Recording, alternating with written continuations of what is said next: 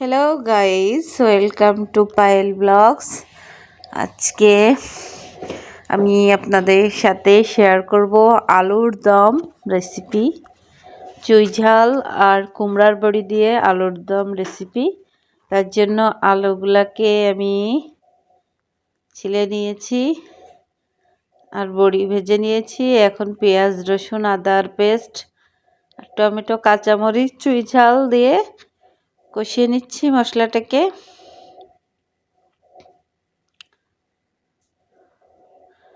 সুন্দর করে কষিয়ে নিচ্ছি।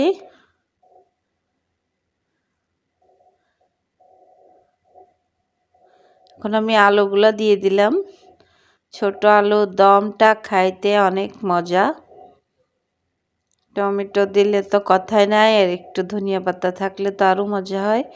এখন নারকেল আর জিরা বাটাটা দিয়ে দিলাম, দিয়ে সুন্দরভাবে কষিয়ে নিব আলুর সাথে। এখানে নারকেলের দুধ ব্যবহার করলে বেশি মজা হয়। শুকনা মরিচ গুঁড়া, হলুদ গুঁড়া, লবণ দিয়ে দিলাম, দিয়ে এখন কষিয়ে নিব। অনেক মজাদার একটি রেসিপি এটা গরম ভাত বা রুটি দিয়ে খাইতে অনেক মজা। চাউলের গুঁড়ার রুটি হইলে তো আরও বেশি মজা লাগে খাইতে। আলুটাকে কষিয়ে নিচ্ছি সুন্দরভাবে। আর চুই ঝাল তো খাইতে অনেক মজা। যারা খান তারা তো অবশ্যই জানেন।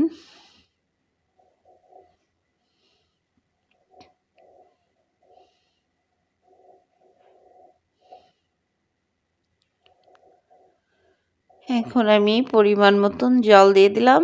আলুটা যেহেতু সেদ্ধ করা ছিল, এজন্য বেশি জল দিব না।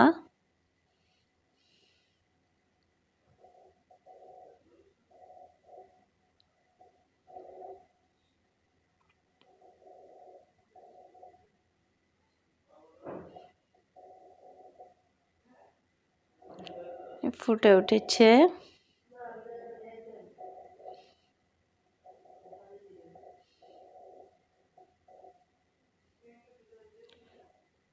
আলুর দমটা এই শীতের সময় যে কি মজা।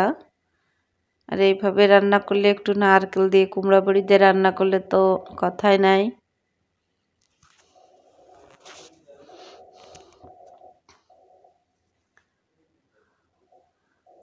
হয়ে এসেছে। এখন আমি দিয়ে দিলাম একটু চালের গুঁড়া আর গরম মশলা বাটা।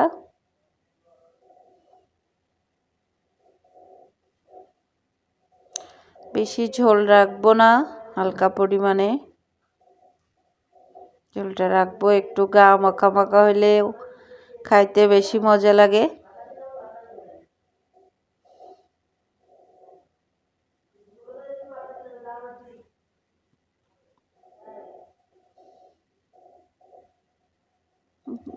হয়ে এসেছে।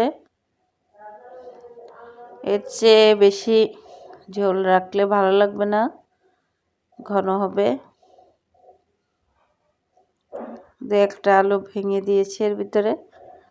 যে রেডি হয়ে গেছে আমার মজাদার আলুর দম রেসিপি। এখন আমি পরিবেশন করে দিয়েছি।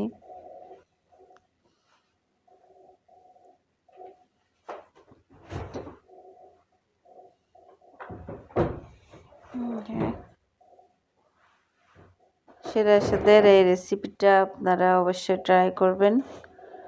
সকলে ভালো থাকবেন, আমার চ্যানেলের পাশে থাকবেন। সবাইকে বিদায় জানাচ্ছি।